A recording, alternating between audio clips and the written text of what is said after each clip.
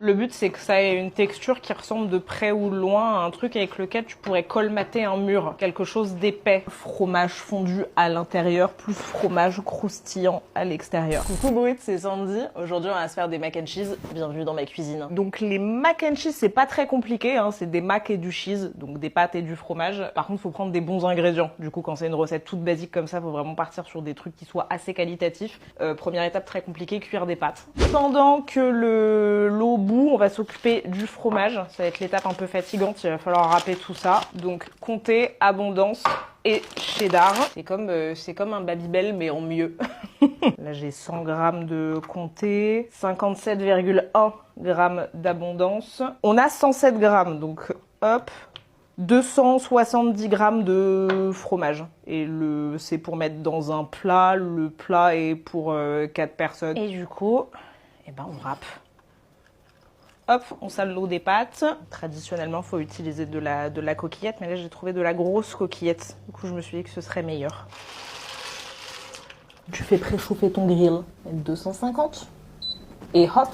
Et on va faire maintenant la béchamel au fromage.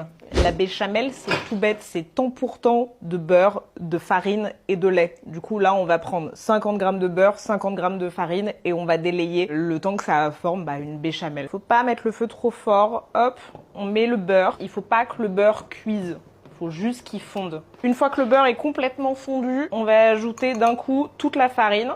Et avec une spatule, on mélange jusqu'à temps que ça forme une pâte. Hop. On va faire un truc comme ça. Toujours sur feu doux, on va ajouter progressivement le lait en mélangeant entre chaque lampée de lait. Ça va épaissir au fur et à mesure et c'est comme ça qu'on fait de la béchamel.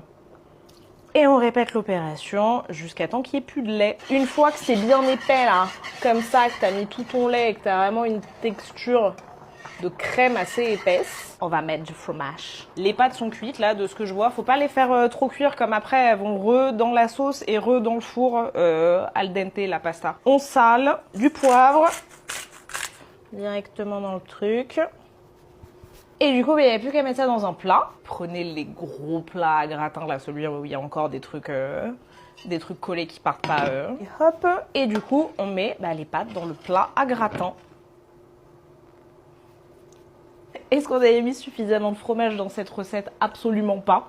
On va venir en râper encore. Comme ça, on a et le fromage fondu et le fromage gratiné. Mais ça par-dessus. Et ensuite, on va mettre ça au four, donc position grill. Mais c'est vraiment juste le temps que le fromage fonde et gratine. Oh waouh! Mais du coup, t'as vraiment